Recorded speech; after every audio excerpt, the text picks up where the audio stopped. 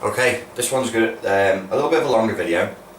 I did a video recently on psychosomatic illness, and I got a couple of questions back relating to that video, which I'm going to answer now. And this is going to be a little bit of a longer video. You might want to go and play a computer game and leave this just running, the audio in the background. I don't know. It is going to take a little bit longer. Somebody asked me about eczema. What's eczema usually relate to? And then he says, I know I could go and look it up, but I want your opinion. Eczema, to me, relates to your shield against reality, which is your skin. Eczema is a breakdown of the skin, as your shield of reality, is your shield to the external reality is breaking down. Therefore, it's porous. Now, in psychological terms, if we say that somebody's ego or their character or their personality is porous, that means that they have bad boundary setting issues. Gentlemen with eczema, are you bad at setting boundaries? Or do you feel at some point that in your life you've been traumatized by somebody else encroaching repeatedly on your boundaries that has worn away your skin, your thick... You know, if you say somebody is thick-skinned, you know, I'm quite thick-skinned. It means they have a certain attitude, a certain character. Could we use that description to describe you, sir? If not, is there some balancing in the personality? Are there some areas you could do with working on and improving on to build a thicker skin? That's where I would go with it. And I don't really blame you for wanting to ask somebody rather than just asking Google. The thing is with Google is you're going to get loads of answers, but they're not what we would call pre-qualified answers. The reason why people go to certain instructors or certain coaches about issues is because they pre-qualify the instructor or the coach. Like, people are still making tons of money teaching strength training, and there's so much strength training advice out there for free that you could start reading it now, spend the rest of your life trying to read it, and you probably wouldn't even get like 5% through it all. But and I know that, and I work online, so I know how to use Google, and I know how to check sites, and I know how to find good people, but I still ask one guy, who's a mate of mine, what his opinion is on everything, because he's pre-qualified. He's my guru, he's my coach, he's the guy with the experience in that field. Plus I know he's put his body through the paces first. So I guess on some unconscious level, with you guys, you might be thinking, well, this guy has been through his own traumas, so he probably understands some of this stuff to a degree. Let's get on with the next question, which is a longer question, has a lot of good stuff in it though that is going to pertain to many people. How delicious! So, it says, hi Richie, thank you for replying and making the video. I hope I don't want to take up, I don't want to take up too much of your time. How terribly British of me. Yes, it is. I just wanted to respond to some of your ideas. If you have the time and the inclination, I would love to see what you think, but I appreciate you're not a free counselling service. Yes, I am. This site, the YouTube channel, is a free counselling service. Eventually it will be linked through to a website where people can buy one-on-one Skype coaching, which is something I do fairly regularly now, but I let it slow down for a year or so while I worked on some of my own issues. So eventually the YouTube channel will always be a free counselling service. If I haven't got time, I just won't do it. You know, I won't be, don't worry, I'm not going to be pressured into doing anything. It's impossible to, it's not impossible, but you know, I won't be pressed into doing anything I don't want to do. But the site eventually will be about promoting a paid for coaching, life coaching and counselling service that you can pay for. But right now it's just free. Okay, I've always felt a lot of pressure to be successful. My parents have always been supportive without being pushy. That said, they've always had massive expectations of who I will become, and I've always felt that. Okay, so you say your parents have been supportive without being pushy, but they've always had massive expectations. So what happens in therapy? And I've been on the other side of the therapeutic process, so I observed this in myself, and I was lucky enough to have a very good counsellor, a lady from the Royal called Nicola Forshaw, who is a teacher of counsellors. She's brilliant. And we were discussing certain childhood traumas and stuff to do with parenting, and I was very defensive of my parents, as most people are. Thou shalt honour thy father and mother. It's a very natural instinct to get defensive of our parents. But it doesn't help. it can actually hold certain traumas in place because you're effectively denying the trauma. And I'm not encouraging victim mentality here. I'm encouraging a realistic facing up to the reality of certain situations. So you say, my parents were supportive in everything I did without being pushy. You sound like like somebody who's living in communist Russia or some kind of fascist state going, the government gives me everything I need.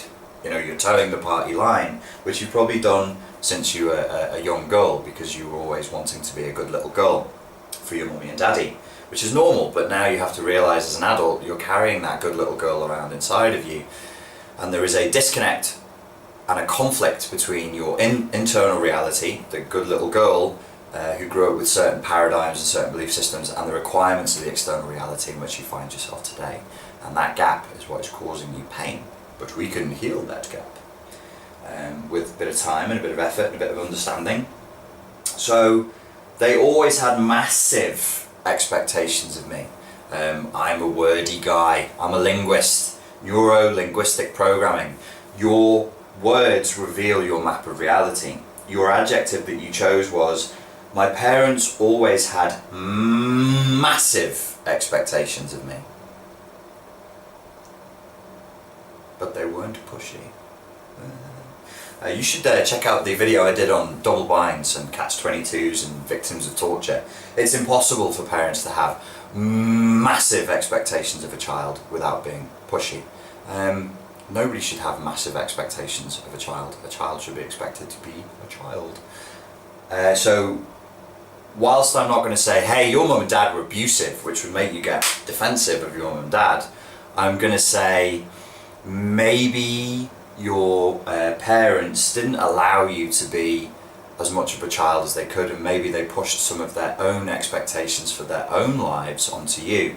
That would give a child an experience of an expectation that was massive, because it's an adult's expectation in a child's reality. See how my throat just constricted just then? Massive expectation, throat constriction. I'm now entering your reality psychically via the internet. And now I'm experiencing your symptoms. Throat constriction. I always felt a lot of pressure to be successful. Okay, so you didn't just grow up in an environment where your parents were supportive and not pushy. You grew up in a pushy environment. There's different ways of being pushy. I could actively say to my child, come on, I want you to do well at school and to compete and to be an athlete and to get straight A's and to be, you know, and to hothouse the child aggressively. But there's also passive aggressive tactics. There's also, you know, meta communication that we can use to guide children's behaviour. What's an alternative to an aggressive tactic? There's a passive aggressive tactic, sulking. I really am genuinely getting a throat constriction right now. Sulking is something that people will do to control their children and to control each other, making it clear that they're not happy. I have a female friend who I hang around with, and she started talking to me sometimes in girlfriend mode. So we have these weird conversations that I haven't had since I've been out of a relationship for like 4 years, so it's freaky for me, and she's just a mate. She'll say to me, where do you want to eat? And we've got 5 options where we are, and I'll say, I want to eat at option number 2, and she'll do this. And I'm like, if you have a preference to where we go and fucking eat, then just say it. Just say what you want, don't fucking pull a face. Which then is a really ridiculous conversation for 2 friends to be having. You shouldn't manipulate to get what you want, and if your parents have manipulated you, I know that this is going to upset some people and they're going to throw rotten fruit at me. It's abuse.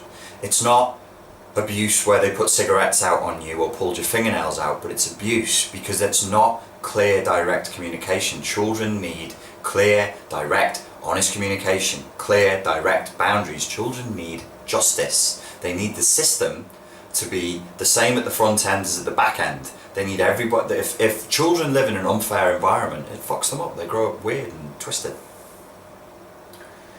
So you were under a lot of pressure, and I would say that whilst your parents might not have been abusive per se, let's say that perhaps some of their behaviours were suboptimal in terms of parenting and providing you with a supportive environment. Nothing negative, traumatic has happened to me as a result of success or fame. To be honest, I haven't really achieved any sort of fame, but since leaving university I've had the sense of being a failure and not doing well enough.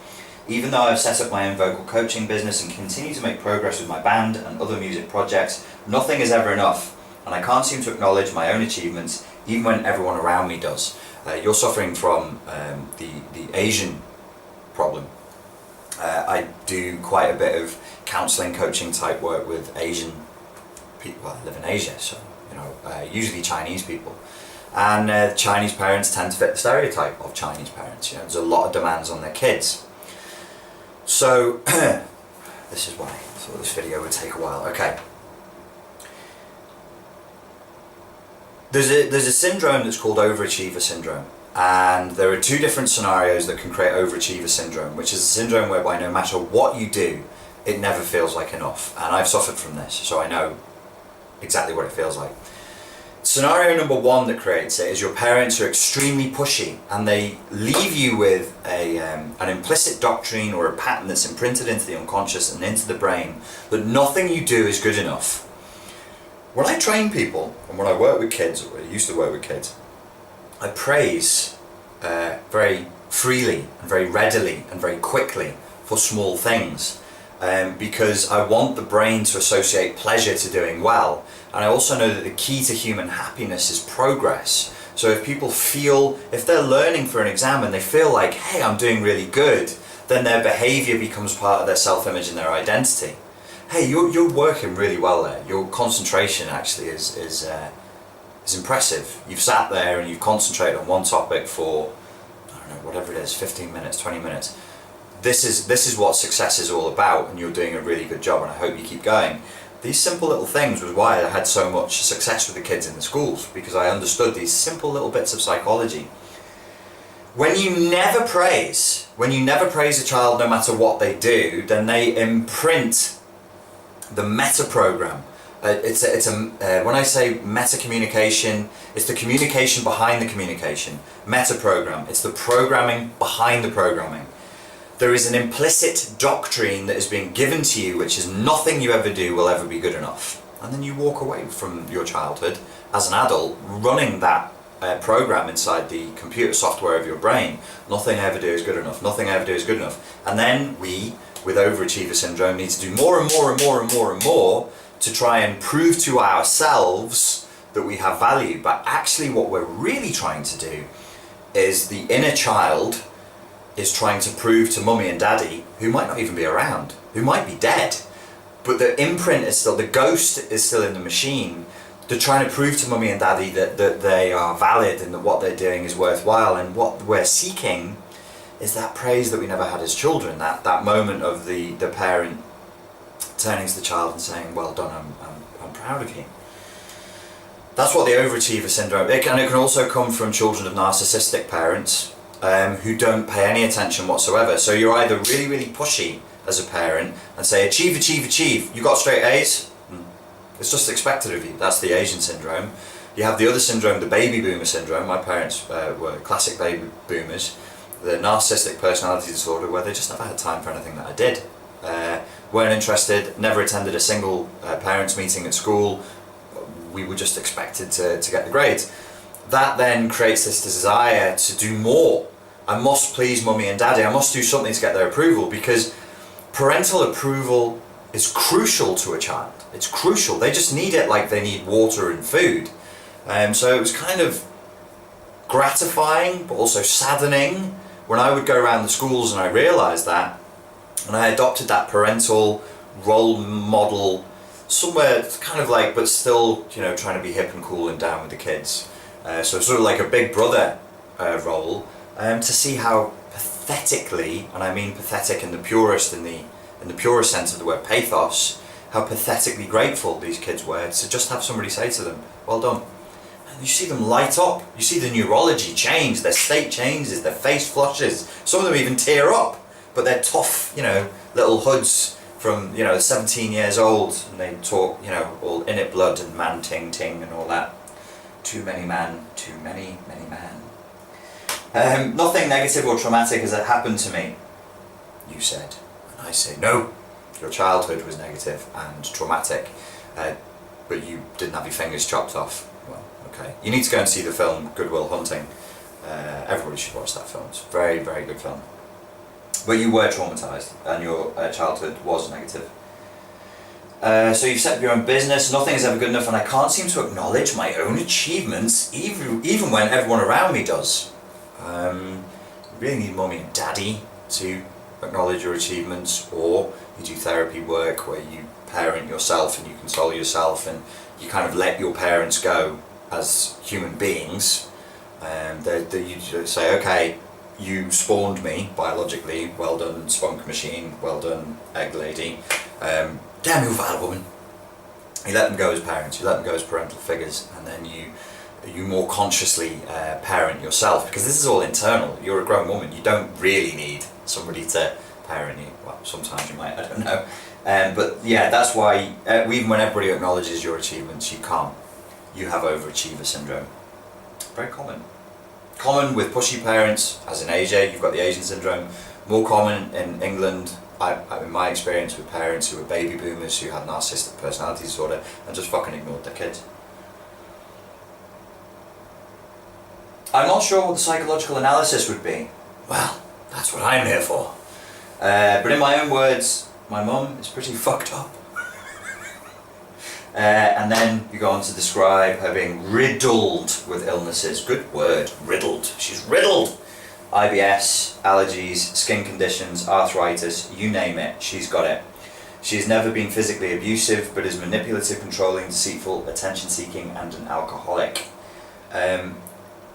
It's a funny thing that we have in our cultural operating system where we think that physical abuse is more damaging than mental abuse. It is not. I have counselled victims of relationship trauma, domestic violence, and I've counselled the victims of violent crime. And I can tell you that if the ego is non-porous and there are boundaries set, people can suffer horrendous injuries as a result of violent crime, pick themselves up and walk away within a month to 6 weeks with no major lasting psychological symptoms. If the ego is not porous, if there are boundaries, psychological boundaries in place, nobody walks away from psychological abuse, because psychological abuse pokes those porous holes into the ego and into the personality, and it actually weakens your ability to fight off. If you think of it as like a psychological immune system that mirrors the physical immune system, it's like having psychological AIDS. Your ability for the white blood cells to get out there and kill the viruses is really diminished, and all your little soldiers inside of you are all sick and crippled and fucked up. And so anything can attack you, and that's why the people who are the victims of psychological abuse very often continue the cycle, because as soon as the next abusive dickhead comes along and smells the symptoms in you, the parasite smells the symptoms in a potential host, it latches on and you don't stop it because you're porous. You don't have the boundaries there to do that. You're not strong enough to stop them. So, yeah, looks like it looks like your mother is probably suffering from narcissistic personality disorder and has developed a toxic personality. That is my diagnosis. My recommendation is that you limit contact with her. Nothing else seems to work. Nothing else I've come across seems to work.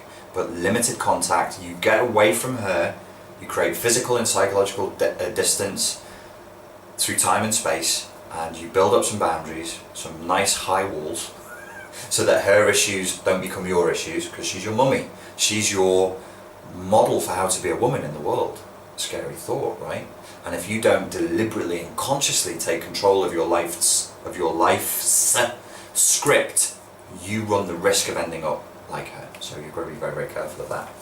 Looks like I need to change the battery on this video camera thing. Right, I'll stop and then we'll go on to the next video in a moment. Okay, we've dipped our toe into the stream of poo. But it gets worse. Now we need to go knee deep into the plop, the psychological plop. But don't worry, we have on strong Wellington boots and an industrial level shower afterwards. So, I'm not sure what psychological analysis would be, but my mum is pretty fucked up. She's never been physically abusive, but is manipulative, controlling, deceitful, attention-seeking, and an alcoholic.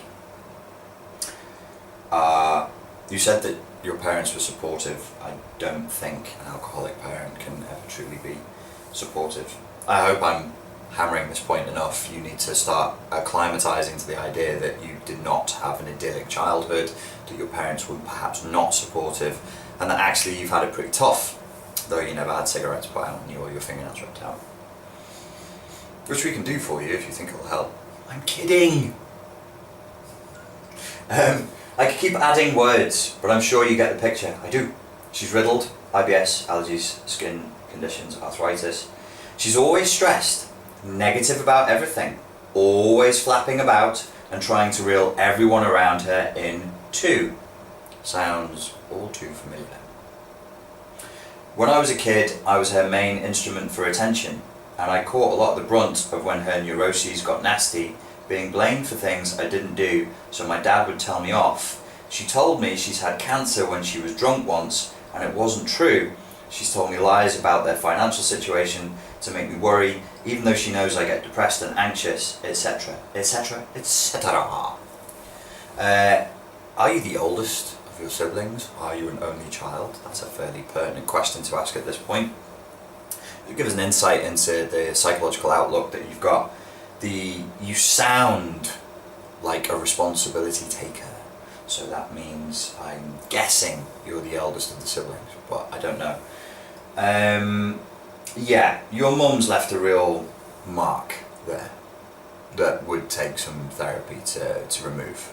So the constriction of the voice and the anger and the rage, it would be extremely odd if you didn't have a huge wellspring of frustrated rage, I'm using the word deliberately, just blinding fucking fury, white hot fury to your mum that is inside of you somewhere that you can't own because you're a good little girl, and good little girls don't become blazing fucking mad with their mothers and want to beat them to death with a tire iron.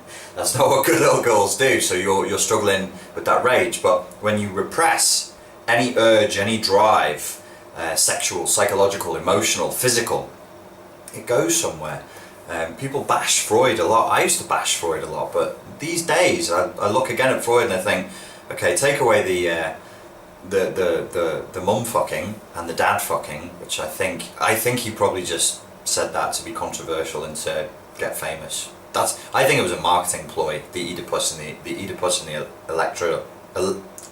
I wish I could speak English. The Oedipus and the Electra complex, I think, were probably marketing ploys by Freud, who was making his money by being a controversial, psychologist who formed the basis of an entire new school. He created psychoanalysis. So, to be Freudian for a second, I do think we need to look at the repression of the drive, because, as he pointed out, any drive that is repressed is going to express itself somewhere else, and if it is not expressed, then you will feel depressed, and you can go crazy. You'll go crazy doing shit like that. You imagine, I might have said this elsewhere, I'm senile, I ramble on. I'm kidding, I'm not really. I saw a zoo in Spain when I was a child, when I was about 10, and it was a dreadful, dreadful, shabby little zoo. I fucking hate zoos. Hate zoos. There's nothing fun about it. I don't know why we take children to zoos. Anyway, this zoo in Spain, I used to live in Portugal, and we crossed the border one day to go to Spain. We got a boat over. I remember the river in between the two was full of these jellyfish, which are called the Portuguese man of war, which is like one of the most poisonous jellyfish in the world. And if you fell in, you would die. You would be stung to death. And they were literally, there was some breeding thing on. This is the late 80s, and the sea was just full. You couldn't see a foot of sea without a jellyfish, super poisonous jellyfish. All this stuff is going into my mind as a 10-year-old. I was like, holy shit, this is really intense and threatening. Then we go to this fucking zoo, not just a zoo, a fucking zoo, and they have this flea-bitten, scabby lion who's just lying there in the blazing sun, where nowhere to shelter from, you know, from the sun, and looking fucking depressed. And that freaked me out. I was like, he doesn't look like a happy lion, like in the Disney cartoons. And the whole place was just morbid and dead energy and real vile. And I saw a fox in a cage. And it was jumping onto a bench and off the bench, and onto the bench and off the bench, and onto the bench and off the bench. And I stood there and I was looking at this and I was like, why is it doing that? And I said to my dad, why is it doing that? And he said, oh, it's probably trying to kill itself. And I was like, oh, okay. I'm so glad we came to this fucking zoo where animals are so miserable that they're trying to kill themselves. But that to me is a good shorthand. I always think of that. When I think of natural urges, I think of animals, or children. Because, you know, children of us are in our more primitive, primordial state. And I think of this poor fox, which should have been out in the woods, being a fox, doing fox stuff. I don't know what foxes do. And he was forced into this tiny cage. And the forcing inside the iron cage made him flip around and run around the place. And eventually he probably did kill himself. He was clearly going insane. That's what happens with us in our natural drives. When we cage them, they flip around and they bang against the cage walls, and you experience that as anxiety, as stress and as pain. I'm not surprised you're anxious. In fact, if you contacted me with all this stuff and going, by the way, I feel great, my life is awesome, life is just, I would have been like, wow, fuck, you should be coaching people. So, more than anything, you go on to say, she claimed that she had cancer when she didn't. She would tell your dad lies to get him to tell you off. This is all very classic passive-aggressive strategies of the narcissistic personality disorder. Nasty stuff. And she would do it even though she knows I get depressed and anxious. Here's something that the children of baby boomers and the children of narcissists are shocked and heartbroken to learn. Your parents don't give a fuck.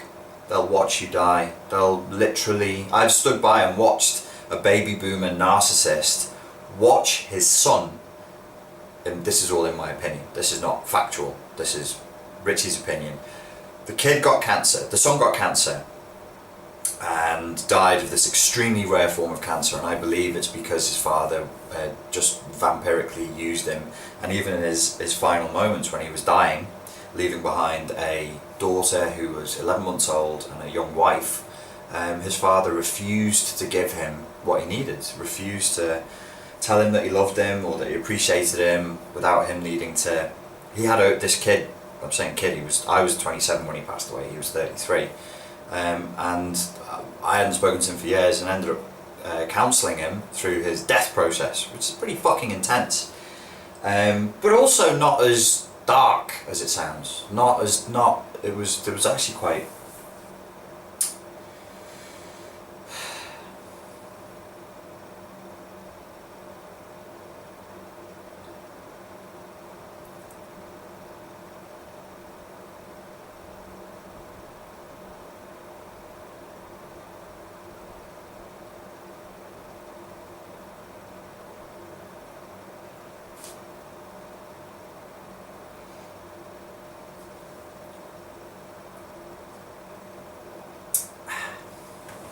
It was actually a very maturing experience.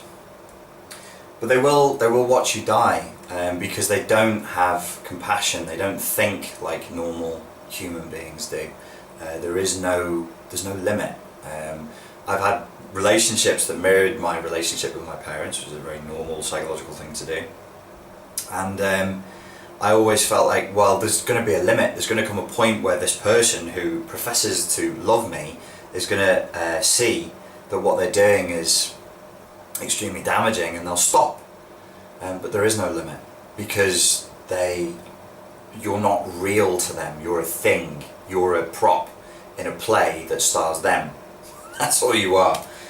So yeah, she doesn't care that you get depressed and anxious. If she's genuinely got narcissistic personality syndrome, and really, what do I know? All I know is I'm just looking at pixels on a screen here, so I'm just making that suggestion to you. More than anything, I'm scared that I'm like her in some way. Well, that would make sense. And that these psychosomatic symptoms I experience are just a mirror of hers, But in so many ways I know that I'm not like her, hence my paranoia about somehow enjoying my suffering as she seems to. So, are you your parents? My God, I hope not. My father is a dreadful cunt. A truly, truly awful human being in many ways. And I don't believe in genetic determinism. That's quackery. Your genetics don't account. I personally don't think, and there is no evidence whatsoever for genetics determining your personality. Your genetics will determine lower level things like how you look and the propensity towards certain diseases and physical stuff, but it doesn't affect your personality. At the moment you're living a script that is guided, that is leading you towards being like her. But you're not like her. You're you. She's she. So that's one boundary that you can start laying down today, is that you are you and I am I, and my shit is my shit, your shit is your shit. You take your shit away from me, I got enough shit to deal with. And having those boundaries there, and actually literally saying that to her when she starts whinging and fucking carrying on in front of you and being a wanker, a massive wanker, just saying, listen, I don't want to listen to your whinging. You have to do that. You don't have to be mean, you don't have to say you're a massive wanker, a guy on the internet told me, but you should say, oh, something like, Mum, don't start, or really, you're going to do, really, you whinging, okay, I'm bored now, I have to go, ta-ra, and then you just fucking walk off. You're not like her, you're not her. You're paranoid that you'll somehow enjoy your suffering. I don't sense in any, I'm very honest, as I'm sure you've realised, I don't sense any enjoyment of your suffering here whatsoever, so let's just throw that one out. As a result, I don't deal with stress very well. You don't deal with stress very well because you weren't trained how to deal with stress. You had no role model for dealing with stress. Your father was perhaps a little bit too passive, reading in between the lines. I'm guessing that because he must have known that his wife was a liar and that he was being manipulated into shouting at you when you're a little girl, but he sounds maybe like he was a bit too passive, not involved enough, and your mother is a flaming hot mess. No judgment, it's just, not dissing your mum, but, stuff there is not so good. That's why you don't deal well with stress, not any other reason. But now I'm busy and more successful, I seem to just get angry and exhausted because you've got so much shit going on inside of you. So when external pressure meets internal pressure, something's going to give. You're so used to living with internal pressure, you don't even realise that you're in a fight with yourself all day, every day, all the fucking time. But you are. I know. I've lived through that. I know what that's like. One last thing, and please don't feel the need to respond to any or all of this unless you want to. Thank you very much, English lady. I'm dead chuffed you even responded and then made a long video on it. The reason why is because if the universe is holographic, your problem, your individual problem, the shape and pattern of your problems and your individual story will have within it stored everybody's problem. So therefore, by deduction, the solution to your individual problems will be the solution to everybody else's problems. So that's why it's worth doing. So I would obviously do it just to help you as an individual as well. Massive good karma points for me, straight in the bank account of karma, but also because it helps other people too. Since I was a kid, I've been terrified of losing my family. I'm the youngest. Oh, you're not the oldest, you're the youngest. I was wrong. I remember really clearly on my 6th or 7th birthday being put to bed after what was presumably a lovely day with Jake and Kelly and stuff, cake and jelly and stuff, and bursting into hysterical tears. I'd realised that day that if everyone died in the order they were biologically supposed to, that I would be alone around the same time. Oh, full stop. Around the same time I watched The Lion King, embarrassing, for the first time, and you were 6. How's that embarrassing? Oh dude, I'm totally watching The Lion King, it's so lame. What should you be watching? Scarface?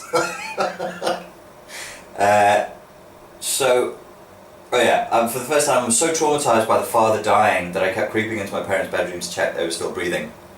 Disney films are a part of an Illuminati mind control conspiracy that sexualize children at an excessively early age via unconscious imprinting. And The Lion King has a very clear unconscious imprint. This isn't babble, you can look it up, it's right there on YouTube. Put in come on brain, don't let me down now, subliminal message, Lion King. Subliminal means beneath the line, so you can only just say it, and right there in The Lion King, for no reason whatsoever, it says sex, but it says it for like 3 frames of a 24 frame a second film. The idea being that you register it unconsciously and not consciously. The death scene in The Lion King, I didn't watch The Lion King until I was a long time after it came out. I thought that was excessive. I thought it was traumatic. And I think it is deliberately seeking to traumatize children into a state of fear about losing their parents. If you actually sit back and watch, if you watch the Star Wars movies and the Disney cartoons from the 60s and 70s, there's a lot of heavy fucking mind control trauma shit going on in there that is really not suitable for kids. But that if you can train a child to be terrified, they'll be terrified for life. If you can train a child to be obsessed with their winkies, they'll be obsessed with their winkies for life. Too obsessed with sex. People who are very sexualized and very scared are very submissive. People who are very sexualized, obviously these little people, these children grow up into adults, right? It's very easy to sell to people who are over-sexualized. It's very easy to have your libido manipulated. So I think you were trauma bonded by The Lion King because that's what the Disney empire is setting out to do. Here's my tinfoil hat. I will take it off. I know that some people don't like it when I talk about that stuff, but it's true, so suck it the fuck up. Just kidding. Not really. So that was The Lion King's fault. But also you have the classic Freudian termed abandonment issues, which all children do. And the sick thing about life is you get that when you're happy. If you have a happy childhood and you're happy with your parents, you're like, oh my god, this is awesome. But then you have to deal with, oh my god, they'll be dead one day. When you've cleared up your internal issues and you go on to a period of life where things are going well again, you will experience fear. Success is a fearful because you have something to lose. When you have nothing to lose, there's nothing to be scared of. But when you have something to lose, you become scared. Presumably when you have kids, you'll be freaked out by the fact that you'll die one day and abandon them, and eventually they'll die, and blah blah blah. So it's fear. You wrote terrified in block capital words, block capital letters when you were 6. I was terrified of losing my family. I have to admit this fear is still with me, and I am ashamed to say I'm much more scared of my dad dying than almost anything in the world. Why? That's it, no more advice. No, you should sit with that and just be like, okay, why? You're a rational adult. Let's have a little think. Why are you so scared of your dad dying more than anything else in the world? And we need to come back to that in a second. The thoughts come to me at night as I'm trying to sleep mostly, and I instantly start to cry. Sometimes I find myself imagining his funeral before I even have a chance to stop myself spiraling. I'm laughing, not because it's funny, because you're in pain, and your pain is real. I'm laughing because you're torturing yourself with crazed imaginings. If you think about anything traumatic long enough, you can make yourself cry. And the only way that you can learn how to do this, and how I teach my clients how to do this, is try and get upset about something else. And realise that your brain is capable of getting upset about anything if you spin it the right way. You're creating mental advertising inside your brain all the time. I teach NLP, so we look a lot at the videos your brain creates for itself. If you think about stroking a really beautiful kitten and sitting with the kitten and the kitten falling asleep on you for a while, and then you throw the kitten into a meat grinder, then you feel shock and fear and terror and horror and just awful. You can imagine all kinds of dreadful things. There's probably... Sometimes I find myself imagining his funeral before I even have a chance to stop myself spiraling. Next time you imagine that, I want you to become aware of how your mind is filming that. Is it a close-up shot of the coffin? Is it a long shot of the coffin? Is there sad music playing? If there is sad music playing, what's the sad music? First funeral I ever went to was my great auntie, and she died of cancer very, very young. And she was a wonderful person. She was a teacher, and she looked after me when I was first sent to boarding school, and they played Adagio for strings at that funeral. I can't listen to it now because I was so trauma bonded to the experience of this funeral and that sound. And the second one I went to, which was equally traumatic, was my great uncle Dick, who I'm named after. A fantastic character of a man. You know, we had one eye patch, and his right arm had been blown off in World War II. He was one of the first parachute regiment guys, and he was in a slit trench, and a mortar hit him in the head and didn't explode. So it hit him in the head, which gave him vision problems, so they gave him an eye patch and then took his arm off. He was the head teacher of a school, and most of what I learned about teaching kids I learned from him. He had a strange approach, very, very loving, very compassionate, but very rigidly regimented and militaristic at the same time, which I find actually works quite well. But yeah, his funeral song was You'll Never Walk Alone, which is troublesome if you live in the Liverpool area to try and not listen to that song. But I want you to become aware of the music that you're playing inside your head when you make yourself cry alone at night. Imagining your dad's funeral. I'm laughing. I'm not laughing at you, madam. I'm laughing at the brain's capacity to torture itself. I mean, we really are sometimes our own worst enemies. I'm sure if I did that, I could probably get myself quite upset as well. I don't even like my dad. Just before my throat... here's another thing you mentioned. It's very important. Just before this throat problem started 18 months ago, a family friend, my uncle, my auntie, my granddad, and an old boyfriend all died within about a year, 18 months of each other. Before this, the only person I'd known that died was my grandmother when I was 9, and I didn't really get it or feel that much, to be totally honest, because you were 9. So there's no compassion grown. You know, we all start as narcissists. If you want to know what it's like to be your mum, a true narcissist, go back to when you were like 5 or 6 years old, where you were the centre of everything. The sun didn't come up until you opened your eyes in the morning, because that's all you know. Slowly, slowly, slowly we develop compassion, or we're supposed to, and empathy for other human beings. So the reason you didn't feel anything is because you were just 9. Now, you suffer from anxiety. One of the first questions I always people who suffer from anxiety attacks, I just dealt with a guy just last week, a martial arts coach, who's suffering from anxiety attacks, is, did you have anybody close to you die young at any time recent or proportionate to the anxiety attack starting? One of my uncles died very, very quickly of lung cancer in 2010 at age 55. And 4 different people in that family, in the extended family unit, started to develop severe depression and anxiety attacks. The reason being that when somebody close to us dies, and you had 4 people go, obviously if it was an old boyfriend, I presume he was quite young, you become very aware of your own mortality, and you start to, and you're an overachiever, you've got Overachiever Syndrome, and now you're going, oh fuck, I might die young. Shit, now I've got even less time than I thought. So the brain is going, hurry up, hurry up, hurry up, we're going to die soon, and we've got to do all these things so that we can achieve the holy grail of parental approval before we die. It's kind of sad when you frame it in those terms, but that's probably getting close to the reality of what's going on with you at an internal level. Now, either that will sit with you and you'll think, that is bullshit, I don't know why I wasted my time with your question, or you'll think, yeah, that resonates with me and it makes sense. There's another point we need to come back to in a moment. When you said that I might be feeling angry about something, I know I'm angry with my mum, okay, and some stupid boys who sexually assaulted me at a house party at school, okay. But when you said I might be sad or grieving, I started crying instantly.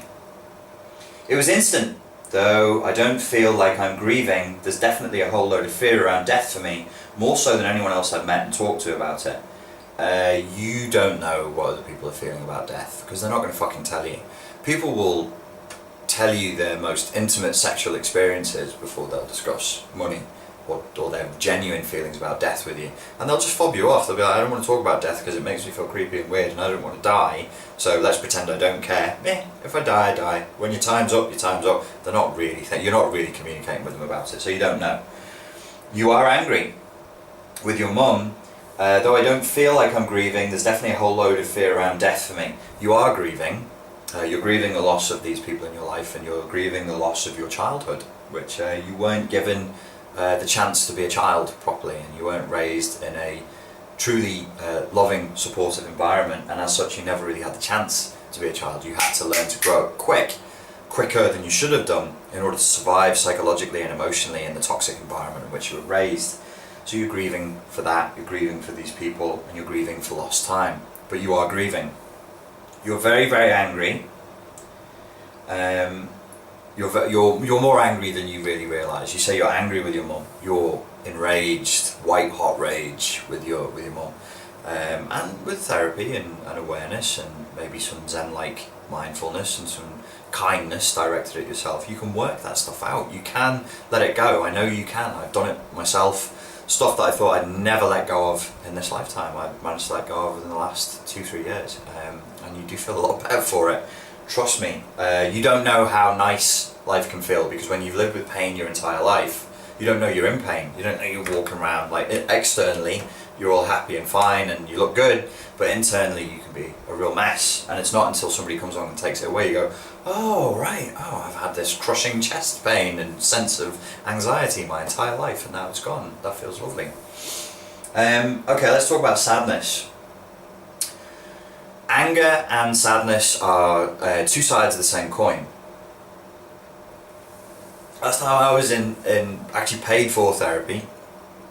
I don't like to rely on therapists too much. I try and I saw Nicola, the woman I spoke about earlier, for 3 sessions in 2010, and I was at that point, I was like, I'm going to be, because I've had clients, and I was like, fucking hell, some of my clients are a pain in the arse, they're unhelpable, and I was like, I'm going to be the best client I can be.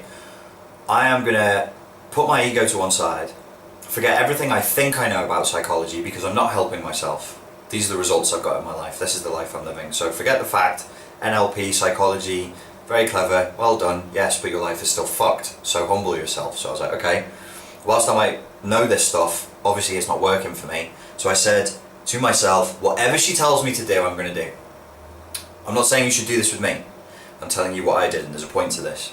You shouldn't do this with me because we're not in therapy together and I haven't seen you face to face. So everything that I say here are ideas for you to work with. So I humbled myself and I said, oh, I'm going to do whatever this woman tells me to do. If she tells me I need to do Native American rain dancing and beat a drum for 6 hours and go into a meditative trance and then skywalk with my spirit angel, I'm going to fucking try it. I'll try anything. Because I wanted to exhaust all the possibilities. She didn't ask me to do that, as it goes. But what I found was a huge wellspring of anger. Not very surprising for a guy who dedicates his life to teaching people how to fight. In the first part of my working life, I spent most of my time doing nightclub security, being a doorman or a bouncer. Now I teach people how to fight. My website is called Street Fight Secrets. It's all very angry and masculine and aggressive and I love it. I really do. But on the flip side of that anger is a massive amount of sadness. Now, she told me that at the time. The reason I went to her is because my anger management was getting ridiculous. I was just cranky all the time, and I busted the fuck out of like a child, fucking child. I punched windscreens, not punched through them, but if you punch a windscreen like 2 or 3 times in a fucking mad rage, you'll crack it. Then you have to have it fixed. So that was expensive. I was killing laptops by headbutting them. I'd just fly into a fucking rage and destroy my own personal shit. So I was like, this is nonsense, it's childish, I'm acting like a kid, and I'm going to get locked up because someday somebody's going to cut in front of me in the queue at Subway and I'm going to murder them in broad daylight. So I went to get therapy and she said, you know, a lot of this is sadness. And I was like, okay, fine, I'm obviously grieving, sad, whatever. The more, that was 2010, more recently I've started to look at sadness as an emotion. I felt ready to let sadness come up and just look at it as an emotion. There is a Sufi mystic whose name escapes me right now, but he spoke about sadness and he said sadness is actually a beautiful emotion.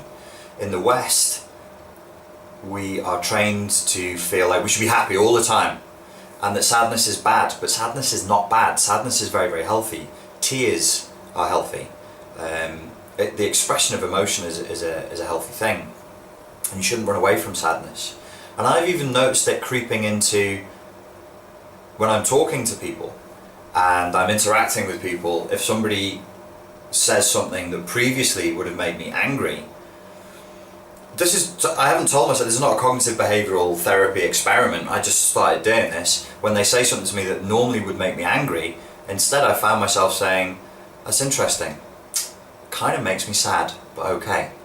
And not like having some big, deep, sincere heart on your sleeve moment with them. Just smile on my face, just going, okay, well, that makes me feel sad that you feel that way.